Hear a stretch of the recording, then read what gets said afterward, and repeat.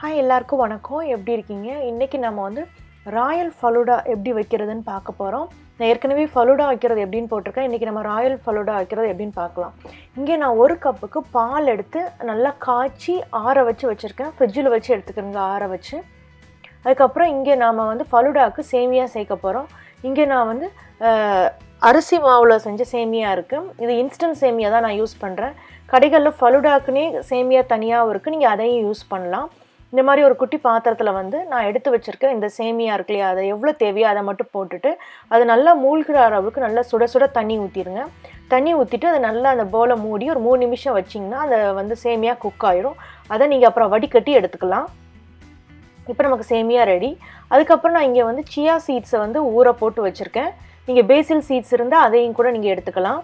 இல்லை ஒமேகா 3 இருக்குது, கால்சியம் எல்லாமே இருக்குது. இதில் வந்து நான் உங்களுக்கு எவ்வளோ சியா சீட்ஸ் தேவையோ அவ்வளோ எடுத்துக்கிறேங்க. எடுத்துகிட்டு அதில் வந்து தண்ணி, சாதாரண ரூம் டெம்பரேச்சர் தண்ணியே ஊற்றிடலாம். நீங்கள் ஹாட் வாட்டர் ஊற்றணும் அவசியம் இல்லை. அதை ஊற்றி அப்படியே நீங்கள் 1 hour விட்டுட்டீங்க அப்படின்னா உங்களுக்கு இந்தளவு அந்த சீட்ஸ் எல்லாமே ஊறி கிடச்சிரும். அது மாதிரி நம்ம ஜெல்லோ சேர்க்க போகிறோம். இங்கே நான் வந்து ரெட் கலரில் நான் ஜெல்லோ எடுத்திருக்கேன். உங்கள் குழந்தைங்களுக்கு என்ன கலரில் ஜெல்லோ பிடிக்குமோ அதை நீங்கள் எடுத்துக்கலாம். நான் இங்கே ஸ்ட்ராபெரி ஃப்ளேவர் எடுத்து வச்சுருக்கேன். இல்லை இதுக்கு வந்து அந்த ஒரு அதில் பேக்கெட்லேயே ஃபுல்லாக இன்ஸ்ட்ரக்ஷன் கொடுத்துருப்பாங்க. அந்த ஒரு பேக்கெட் ஃபுல்லாமே ஜெல்லை ஒரு பவுலில் போட்டுட்டு முதல்ல சுடு தண்ணியை ஊற்றிடுங்க. ஹாட் வாட்டர் ஊற்றிட்டு அது நல்லா டிசால்வ் ஆகிற வரைக்கும், அந்த பவுடர் வந்து ஃபுல்லாக டிசால்வ் ஆகிற வரைக்கும் நல்லா மிக்ஸ் பண்ணிக்கிறங்க.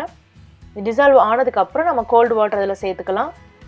கோல்டு வாட்டர் சேர்த்துட்டு நீங்கள் அதை அப்படியே க்ளோஸ் பண்ணி ஃப்ரிட்ஜுக்குள்ளே வச்சுருங்க. ஓவர் நைட் வச்சாவே ரொம்ப நல்லா தான் இருக்கும். இல்லைனா அட்லீஸ்ட் 8லேருந்து 9 மணி நேரமாவது உள்ளே வச்சு எடுத்துருங்க.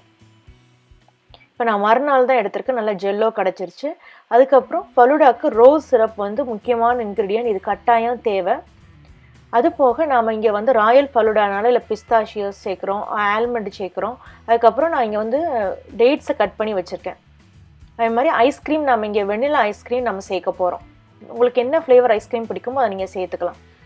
நீங்கள் எந்த கப்பில் ஃபலூடா பண்ண போகிறீங்களோ அந்த கப்பில் நீங்கள் வந்து ரோஸ் சிரப்பை முதல்ல கோட் கொடுத்துடணும். நாம் இங்கே வந்து பாலில் வந்து எந்த ஒரு இனிப்புமே சேர்க்கலை. இந்த ரோஸ் சிரப்பில் உள்ள இனிப்பும் அதுக்கப்புறம் ஐஸ்கிரீமில் உள்ள அந்த இனிப்பும் தான் நம்ம ஃபலூடாக்கு இங்கே இனிப்பு தரப்போகுது. அது போக நம்ம டேட்ஸ்லாம் வேறு சேர்க்குறோம். அதனால் நீங்கள் பாலில் வந்து சீனி சேர்த்துருக்கணும்னு அவசியம் கிடையாது. முதல்ல ரோஸ் சிரப்பை ஊற்றிட்டு அதுக்கப்புறம் நம்ம எடுத்து வச்சுருக்கோம், ஊற வச்சு வச்சுருக்கோம் இல்லையா சியா சீட்ஸ், அதை உள்ளே போட்டுருங்க.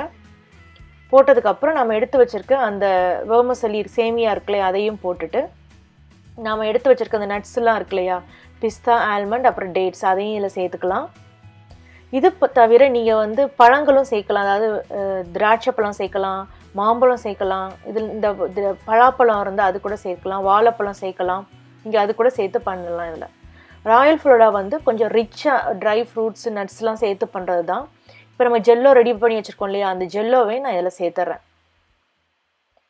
ஜெல்லோவில் வந்து டிஃப்ரெண்ட் கலர்ஸ் இருக்குது, க்ரீன்லாம் இருக்குது, நீங்கள் அது கூட சேர்க்கலாம். நீங்கள் ஜெல்லோ சேர்க்கல வேண்டாம் அப்படின்னா டூட்டி ஃப்ரூட்டி இருக்கும் இல்லையா, அதை கடையில் வாங்கி வச்சு நீங்கள் அதை கூட சேர்த்துக்கலாம். இந்த லேயரிங் வந்து இப்படி தான் லேயர் சேர்க்கணும் அவசியம் கிடையாது. உங்களுக்கு விருப்பத்துக்கு தகுந்தபடி நீங்கள் லேயர் சேர்த்துக்கலாம்.